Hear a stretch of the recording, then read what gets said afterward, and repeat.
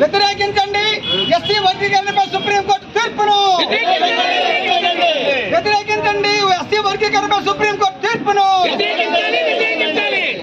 Article 341 ప్రకారము వర్గీకరణ రాజ్యాంగ విరుద్ధం.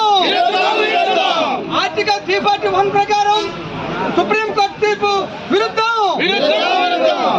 ఎస్సీ వర్గీకరణ ఆర్టికల్ 341 వ్యతిరేకం. ఖండించండి ఎస్సీ వర్గీకరణను. నిరసించండి ఎస్సీ వర్గీకరణను. మీరు 21వ తేదీన కొత్తూరులో జయప్రదం చేయవలసిందిగా మీ అందరినీ కోరుతూ ఉన్నాం. వచ్చిన మన మానవ విజ్ఞప్తి 21న భారత బంద్ అని చెప్పి మన నాయకులు పిలుపునిస్తున్నారు. ఆ కార్యక్రమానికి మేము ప్రతిరోజు కొత్తూరు మండలం ప్రతి ఒక్క విలేజ్ వెళ్ళి మన మానస మోటివేట్ చేస్తూ అందరూ ఈ బంద్కి మీరందరూ సిద్ధం కావండి, సాయం చేయండి, జయప్రదం చేయండి అని కోరుతూ 21న కొత్తూరులోన బుధవారము మహాధరణ జరుగుతుంది. భారత బంద్ చేస్తాము. ఎక్కడ చేసినా చేయకపోయినా మా ఊర్లో చేయడం జరుగుతుంది. దాని కార్యక్రమాన్ని చేయడం జరుగుతుంది. వంట వరకు కూడా రోడ్డు మీద పెట్టి వంట వరకు పెట్టి ప్రజల భోజనం కూడా అక్కడ ఏర్పాటు కూడా చేస్తున్నాం. కనుక మీరు కూడా ఎవరు వచ్చినా మాకు నిర్భయించడం లేదు. మీ అందరూ సహకరించాలని కొత్తూరు దళిత మహాసభ కోరుకుంటున్నాం. జై భీమ్. జై భీమ్. ఎల్ఎన్పేట గురించి నువ్వు చెప్పు. ఎల్ఎన్పేట గురించి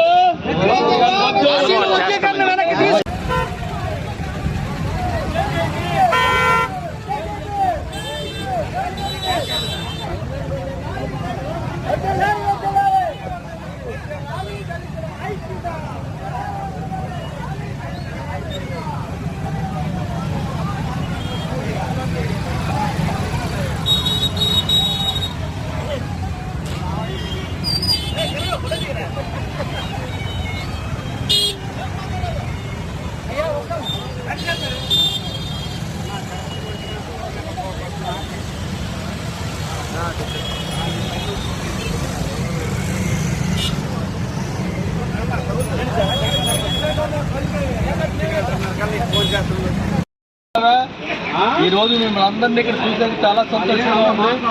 ఈ రోజైనా మీరు అందరూ వచ్చారు, చాలా బాగుంది. ఎందుకంటే 1930s అంటే ఇప్పుడు ఎన్నేళ్ళు అయిందో మీరే తెలుసు. బాబుసాబ్ గారు ఒంటరి పోరాటం జీవితాన్ని పరంగా పెట్టి మీ అందరి కోసం ఎవరూ లేకపోయినా ఆయన ఒకటే చేసి అవన్నీ రాజ్యాంగంలో పొందుపరిచాడు. కానీ ఎల్లకాలం ఆయన బతుకున్నాడు కదా, ఆ రాజ్యాంగంలో మీకు పొందుపరిచినటువంటి హక్కుల్ని మీరే కాపాడుకోవాలి. కానీ ఏమవుతుందంటే రాజకీయంగా మన ఓట్లు ఉన్నప్పటికీ, మన ఎమ్మెల్యేలు ఉన్నప్పటికీ, మన ఎంపీలు ఉన్నప్పటికీ మాట్లాడే పరిస్థితులు లేరు.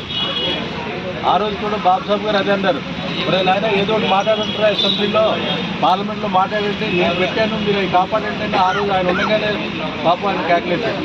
అయినా పరిస్థితులు ఏమి ఇంప్రూవ్ అవ్వలేదు. కానీ గత 50 సంవత్సరాలుగా ఈ దళితులు ఏదో బాగా ఇంప్రూవ్ అయిపోయారు, ఉద్యోగాలు వచ్చాయి అనుకుంటారు. ఉద్యోగం వచ్చిన ఒక చీఫ్ సెక్రటరీయో ఒక ఐఏఎస్ ఆఫీసర్ పిల్లోడికో కూతురుకో ఓ బ్రాహ్మణ ఇచ్చి పెళ్లి చేస్తారా, లేకపోతే ఇంకో ఇచ్చి పెళ్లి చేస్తారా? చెయ్యరు కదా. ఆయన ఎంత సెక్రటరీ అయినా దళితుడే, రిటైర్ అయినా దళితుడే, చచ్చినా దళితుడే.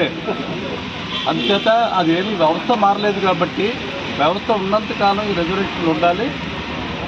దాన్ని అయితే మీరు అందరూ ఐక్యంగా ఉండడం పెద్ద కష్టంగా ఉంది. వీళ్ళు ఎలాగైనా విడదీయాలనుకున్నటువంటి ప్రోగ్రామ్ని వాళ్ళు ఇంప్లిమెంట్ చేశారు. మన దురదృష్టం ప్రజలు మన మిత్రులే దానికి లొంగిపోవాల్సి వచ్చింది. ఇప్పుడైనా మిత్రులు ఏదో రోజు గ్రహిస్తారని ఆశిద్దాం.